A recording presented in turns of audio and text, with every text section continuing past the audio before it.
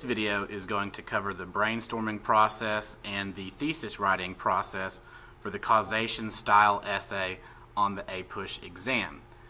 When we are asked to identify the historical causation of an event, we are essentially being asked to identify the events that led up to the historical event under investigation, as well as the results of the historical event under investigation. There can be both long-term and short-term causes and effects. Long-term events are those events that are further away from the historical event under investigation, and short-term events are those events that are more immediate to the historical event under investigation. The purpose of causation, of these causation graphic organizers, is to investigate the causes and effects of different events in American history. On the surface, it may appear easy to identify different causes and effects. However, upon closer examination, it might be surprising to see certain events having stronger causal connections than others. It is also important to practice identifying long-term versus short-term causes and effects and evaluating the most and least important causes and effects of historical events. Let's scroll down and look at what a causation graphic organizer would look like. Of course, when you get this sheet in class, it will be completely blank, but we're going to head and work with this one as an example. We are looking at the causes and effects of the War of 1812. Now, of course, both of these columns will be empty, so the first thing that we have to do is that we have to come up with our categories, or as we're calling them in APUSH, our thematic learning objectives, okay, set out by the College Board.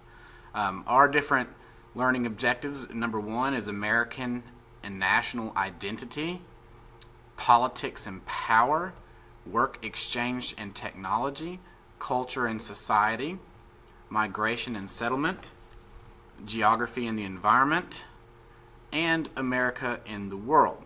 And so we have to pick three of these categories that fit best with causes and effects of the War of 1812.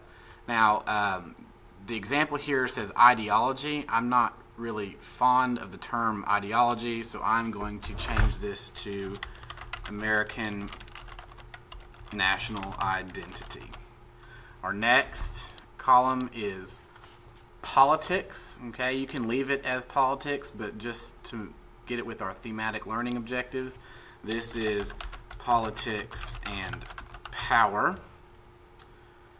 And our last column, our last box in the column, they have economics.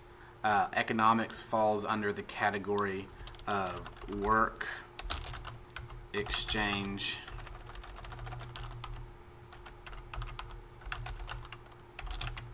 and technology.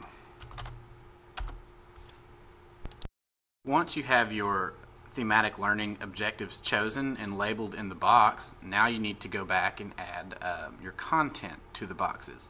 I typically tell my students to make sure that they use as many specific nouns as possible so that when they go to write their essay, the reader at the exam reading will have numerous amounts of evidence that they can pull from. When you use proper nouns, it shows that you know what you're talking about. So let's look at the first box, American national identity. This theme focuses on how and why definitions of American and national identity and values have developed, as well as on related topics such as citizenship, constitutionalism, foreign policy, assimilation, and American exceptionalism. And so during the 1810s, early part of the 1800s, before the War of 1812, there's still this idea that the United States of America, or the American people themselves, they, in their brains, they still kind of identified as being British. They still had all the customs of the British people. You know, they drank tea and all that and observed all those different things. But this is going to start to change. As the War of 1812 happens and ends, there's going to be this growing American national identity. What makes us American? This movement originally is going to kind of be spearheaded by a group called the War Hawks. The War Hawks were a group in Congress at this point in time. They were young congressmen recently elected that were the sons of the fathers of the Revolution. Okay, they had seen their fathers fight against the British and win, and so in their minds, why can we not do that now in 1812? And so the Warhawks are really going to be responsible for this growing sense of we are now an American nation, not British. Our next learning objective is politics and power. This theme focuses on how different social and political groups have influenced society and government in the United States, as well as how political beliefs and institutions have changed over time. The Warhawks, who we've talked about previously, they were very concerned with the Native American presence on the Western Front, which at this point in time was the Appalachian Mountains. Settlers would move west onto what was called the frontier, and they would typically get into clashes and skirmishes with Native Americans. And there was also evidence to believe that the British were aiding or even suggesting to the Native Americans that they provoke and attack American citizens on the frontier. And so this became a huge issue in Congress. How are we going to deal with this threat? Okay, are the British really aiding the Native Americans? And so this will really be a huge issue debated in Congress at the start of the war. Last thematic learning objective is work, exchange, and technology, and this is very much dealing with economics. This theme focuses on the factors behind the development of systems of economic exchange, particularly the role of technology, economic markets, and government. The British, Great Britain, had placed an embargo on the United States, meaning that we were unable to ship our goods out, or at least sell them in British markets, which was hurting us at home because we had to be able to make money off of what little manufactured products we had. So the embargo was disrupting our trade. The British Navy was also impressing American sailors, and that is not meaning that they pulled them over on the high seas and showed them magic tricks. Impressment means that they would force them to serve in the Royal Navy, and so they are attacking our ships and capturing our sailors. They have placed an embargo on our trade, and so they are essentially disrupting all trade that we have. Now we have completed our brainstorming. We got our learning objectives, and then we filled in our specific nouns, or as many specific nouns as we can under each objective. And so now we have to write our thesis. Okay, and we use a formula, X, however, A and B, therefore Y. Okay, the X statement represents the strongest point against your argument. We call this a counter argument, and in just a minute when I show you the prompt, we'll talk about why we are setting up a counter argument. So X is the strongest point against your argument. A and B represent the two strongest points, and all's Y is the position that you'll be taking. You'll notice that the Y, once we start writing them in class, sometimes is a little bit redundant, and eventually we will get rid of the Y portion. But let's go back over to our graphic organizer. And we got to determine which category we think is the strongest.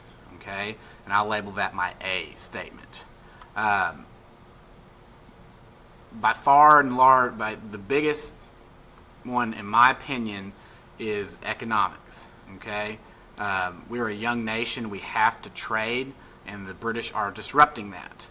Another one that I think is very important is this idea that we are finally becoming an American nation. So these two, to me, stand out as being the strongest points. And so we label those A and B. And so that automatically leaves you with a third, your weakest point, which will be your X statement. And so now that we've labeled these, we need to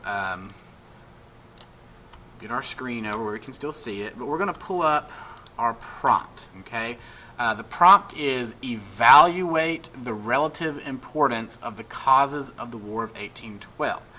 Now we have to determine, what does evaluate mean? In our writing packet at the very end, there are going to be terms, okay? Essay prompt command terms. Evaluate, make a judgment by weighing up the strengths and limitations. So we are making a judgment. What are the most important causes of the War of 1812? Is there one that's not as important? Okay?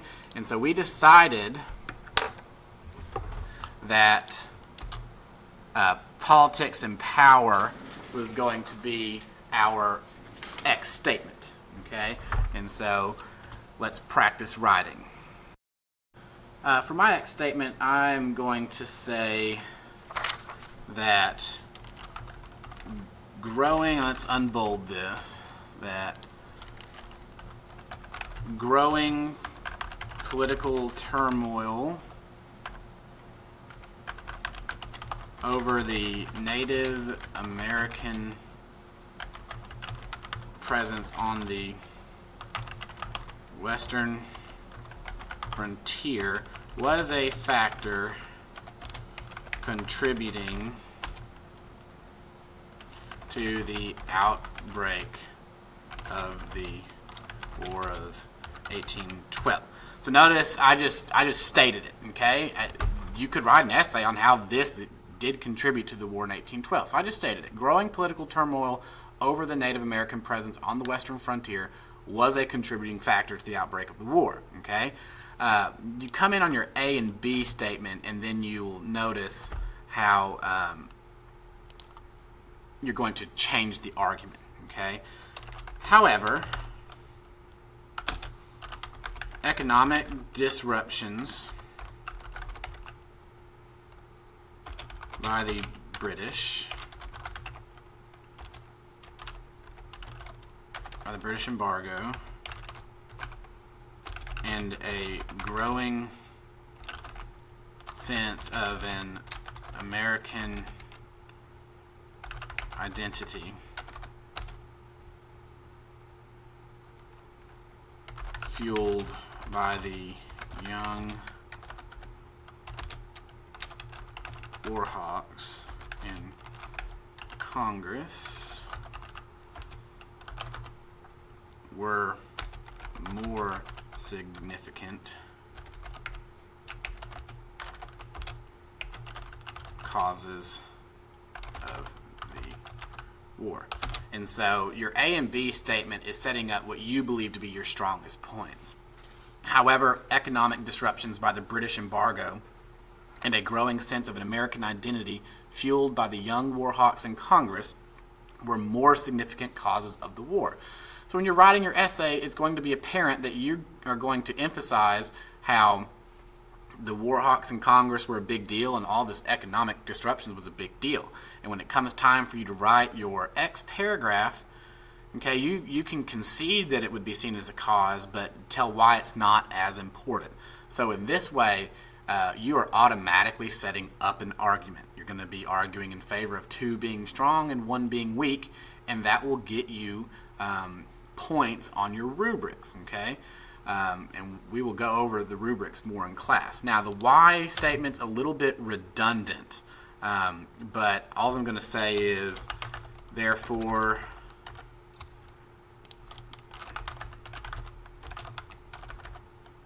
economic conditions and a growing sense of an American identity